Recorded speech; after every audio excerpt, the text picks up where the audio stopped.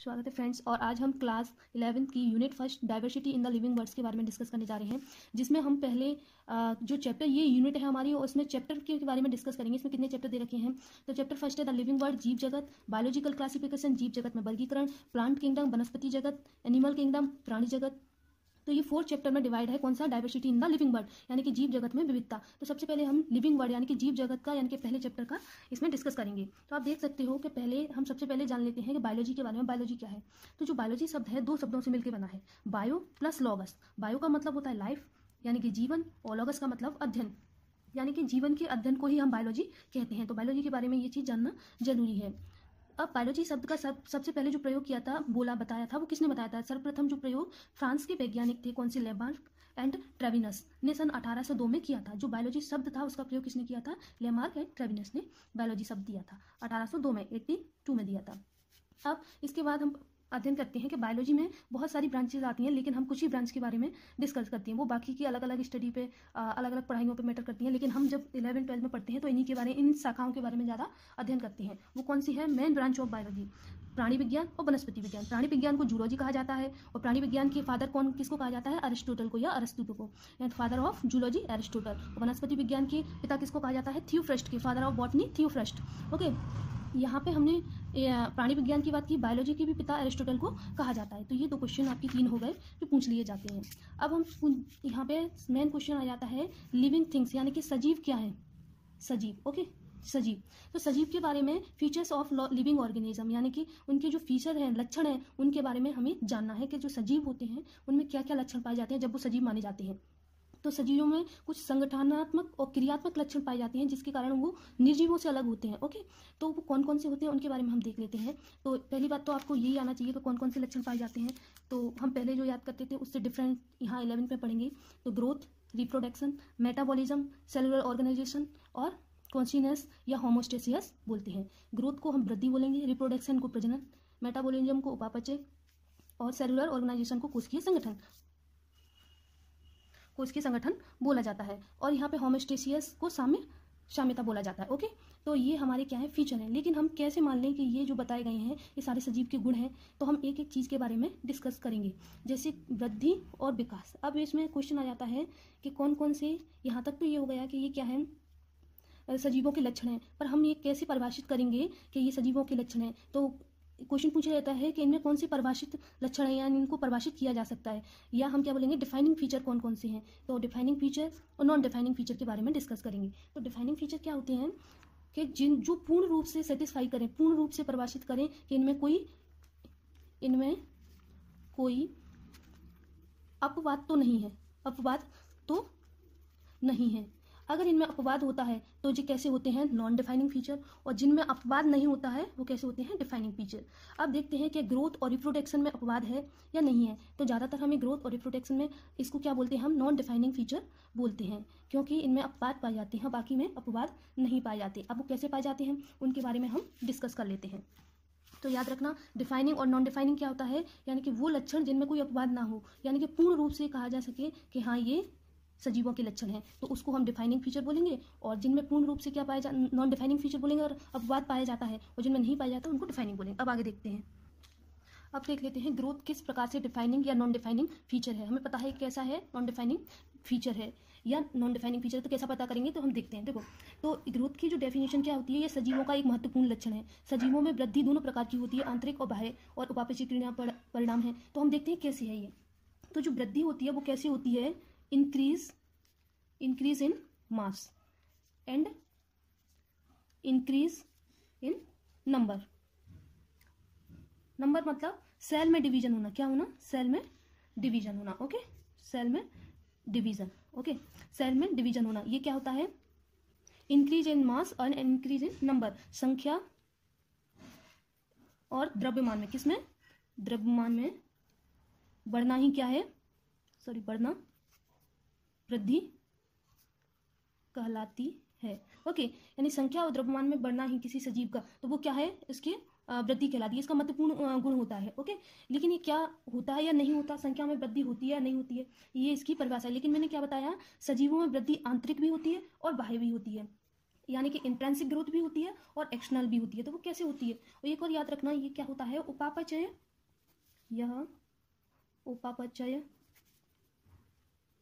क्रियाओं का परिणाम है। यानी कि जो वृद्धि होती है वो कैसे होती है, उपापचय यानी कि मेटाबॉलिक रिएक्शन के कारण भी ये वृद्धि हमें देखने को मिलती है।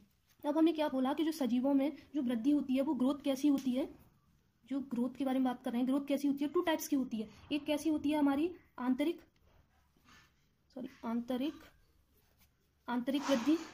आंतरिक वृद्धि को हम क्या बोलते हैं, इंट्रिंसिक ग्रोथ। और एक हमारी कौन सी होती है, बाह्य वृद्धि। कौन सी होती है, बाह्य वृद्धि। बाह्य वृद्धि को हम क्या बोलते हैं, बाह्य वृद्धि को हम बोलते हैं extrinsic growth. Okay, intrinsic growth and extrinsic growth. Intrinsic growth क्या होती है, बाह्य वृद्धि और आंतरिक वृद्धि दोनों प्रकार की होती है। तो कैसी होती है इंट्रिंसिक वृद्धि, यानी कि कोई जीव है, हम यहाँ देख लेते हैं जैसे कि कोई आंतरिक वृद्धि के किस तरीके से होती है, बाह्य वृद्धि। जैसे कि आंतरिक वृद्धि तो आप देखते हो जीवों में पाई जाती है, किसमें पाई जाती है, सजीवों में पाई जाती है, सजीवों में पाई जाती है। जैसे कि बढ़ना, और जैसे प्लांट हुआ, एनिमल्स हुए, जिसमें हमें आंतरिक वृद्धि देखने को मिलती है, सेल्स में आपको देखने को मिलेगी। तो ये कैसे होगा, it is a defining feature. देखो ये नॉन डिफाइनिंग क्यों होता है, क्योंकि जो एक्सटेंसिव वृद्धि होती है वो किसमें पाई जाती है, निर्जीवों में पाई जाती है। किसमें पाई जाती है, निर्जीवों में। याद रखना, जो इंट्रिंसिक होती है, एक्सटेंसिक होती है, वो किसमें पाई जाती है, निर्जीवों में पाई जाती है। जैसे कि कोई ये है आपका पत्थर, स्टोन ले लिया, अगर हमने इसको तोड़ दिया तो ये 2 पार्ट्स में डिवाइड हो गया। या फिर कोई जैसे आप देख लो यहाँ पे कोई रेत के टीले हैं, तो ये रखे हैं और ये जमते जमते जमते इसमें क्या हुई, वृद्धि आपको देखने को मिल गई, ये हो गया बड़ा। तो ये कैसी हुई, इसमें एक्सटेंसिक यानी कि बाह्य वृद्धि हो रही है, ना कि आंतरिक वृद्धि। और सजीवों में आंतरिक वृद्धि आपको देखने को मिलती है, उनके भार में वजन होना। तो इस तरीके से कई सारी चीज़ें होती हैं जो कैसी होती हैं, एनिमल्स, प्लांट्स में आपको देखने को मिलती हैं। तो ये जो नॉन डिफाइनिंग फीचर क्यों हो रहा है, क्योंकि निर्जीवों में क्या हो रही है, ये वृद्धि देखने को हमें मिल रही है। तो क्वेश्चन यहाँ से बनता है कि ग्रोथ यानी कि वृद्धि कैसा फीचर है, डिफाइनिंग या नॉन डिफाइनिंग। तो याद रखना यह एक कैसा है, नॉन यानी कि परिभाषित यानी कि नॉन डिफाइनिंग फीचर है। डिफाइनिंग फीचर अगर ग्रोथ के अंदर भी पूछ लिया तो एक्सटेंसिव, ओके। आंतरिक वृद्धि कैसी है, डिफाइनिंग यानी कि परिभाषित फीचर है, और बाह्य वृद्धि और परिभाषित फीचर नहीं है, ओके, लक्षण नहीं है। तो ये आपको समझ में आना चाहिए। ग्रोथ और कितने टाइप की होती है, ग्रोथ 2 होती है। जो एक तो होती है डिटरमाइंड ग्रोथ, जिसको निश्चित बोलते हैं, क्या बोलते हैं, निश्चित वृद्धि, ओके। और एक हमारी कौन सी रहती है इसी में ही, इनडिटरमिनेट यानी कि अनिश्चित वृद्धि। ये कैसी होती है, ये जीवों में जीवन पर्यंत चलती रहती है। जैसे कि एनिमल हुआ, वो निश्चित होती है, जो जीवों में एक लिमिट समय तक यानी निश्चित समय तक चलती रहती है। जैसे कि एग्जांपल एनिमल हुआ। और ये कैसे हुए, प्लांट हुए, कौन, प्लांट्स में आपको देखने को मिलेगी जो कम समय तक होती है। तो आपको पता चल गया है कि परिभाषित फीचर क्यों नहीं है, क्योंकि इसमें बाह्य वृद्धि है जो वो कैसी है, नॉन डिफाइनिंग है, यानी कि बाह्य वृद्धि भी देखने को मिलती है जो क्या है, एक अपवाद है, ओके। तो ये ग्रोथ इसीलिए हमारा नॉन डिफाइनिंग फीचर हो गया। क्वेश्चन अगर यहाँ से आ जाए तो आंतरिक वृद्धि कैसी होती है, डिफाइनिंग फीचर होता है, क्योंकि यहाँ कोई अपवाद नहीं है, लेकिन यहाँ पूरे को मिला के पूछा जाए तो अपवाद है, इसीलिए नॉन डिफाइनिंग फीचर है। नेक्स्ट क्वेश्चन पे चलते हैं, रिप्रोडक्शन। अब हम दूसरे फीचर के बारे में जान लेते हैं, उसको क्या बोलते हैं, रिप्रोडक्शन। रिप्रोडक्शन के बारे में देख लेते हैं, रिप्रोडक्शन क्या है। तो रिप्रोडक्शन जैसे आपको देखने को मिलेगा मल्टी सेलुलर ऑर्गेनिज्म, जो आप जैसे एनिमल्स हुए, सभी हुए, उनमें आपको देखने को मिलता है। तो ये रिप्रोडक्शन आपको देखने को मिल जाएगा। दूसरा है यूनिसेल्युलर यानी एक कोशिकीय जीव। यहाँ इनकी बात ऐसी होती है, क्या एक कोशिकीय जीव में जो रिप्रोडक्शन होता है वो कैसा होता है, रिप्रोडक्शन होता है या ग्रोथ होती है, हम उसमें उस बारे में डिस्कस करेंगे। तो रिप्रोडक्शन यानी कि जो यूनिसेल्युलर एक कोशिकीय जीव होते हैं उसमें ग्रोथ या रिप्रोडक्शन यानी कि वृद्धि क्या है, वृद्धि, और जो उनमें रिप्रोडक्शन होता है, प्रजनन होता है, वो दोनों एक ही होती हैं, एक ही चीज़ माना गया है। यानी कि रिप्रोडक्शन जैसे कि कोई भी एक कोशिकीय जीव है, चाहे तो हम उसमें रिप्रोडक्शन कह लें उसको या उसको वृद्धि बोलें, यानी कि दोनों का ही मतलब एक ही माना जाता है। अब हम यहाँ रिप्रोडक्शन की बात कर लेते हैं। तो रिप्रोडक्शन कितने टाइप्स के रहते हैं, तो रिप्रोडक्शन देख लेते हैं। तो एक तो रहता है हमारा लैंगिक, एक रहता है अलैंगिक, ठीक है। लैंगिक में को क्या बोलते हैं, असेक्सुअल और सेक्सुअल, ठीक है। जो सेक्सुअल होता है, लैंगिक होता है जिसमें फर्टिलाइजेशन होता है, जो एनिमल्स में आपको देखने को मिलेगा, ह्यूमन में, एनिमल्स में आपको देखने को मिल जाएगा। अलैंगिक की बात करें तो वो कितने टाइप के होते हैं, एक होता है फ्यूजन, एक होता है बडिंग, एक होता है स्पोर फ्रेगमेंटेशन, दूसरा होता है रीजनरेशन, और सॉरी ये फ्रेगमेंटेशन है, ये वेजिटेटिव प्रोपागेशन है, ठीक है। ये अपना स्पोर फॉर्मेशन है, ठीक है। अब हम यहाँ पे देख लेते हैं जो फ्यूजन होता है, जो 2 प्रकार का होता है, एक तो होता है बाइनरी फ्यूजन, एक होता है मल्टीपल फ्यूजन। बाइनरी फ्यूजन के उदाहरण कौन से हैं, जैसे अमीबिया हुआ और प्लेनेरिया हुआ, ओके। ये किसके उदाहरण हो गए आपके, बाइनरी फ्यूजन के, जो इसमें आपको देखने को मिलेंगे। मल्टीपल फ्यूजन कौन से होते हैं, प्लाज्मोडियम में देखने को मिलता है। मान के चलो ये हमारा एक प्लाज्मोडियम है जो सेल में है, तो ये इसकी डॉटर सेल बनती हैं। जब ये डॉटर सेल बड़ी हो जाती हैं तो ऑटोमेटिक ये इसकी क्या है, यहाँ से फ्यूज हो जाता है और प्रत्येक सेल से एक जीव का निर्माण होता है, अलग अलग जीव का निर्माण हो जाता है। तो जो मल्टीपल फ्यूजन, यानी कि मल्टीपल मतलब बहुत सारी कोशिकाओं से जो देखने को मिलता है उसको हम मल्टीपल फ्यूजन बोलते हैं। वो किस में देखने को मिलता है, प्लाज्मोडियम में। तो ये उदाहरण याद रखने की जरूरत है, ठीक है।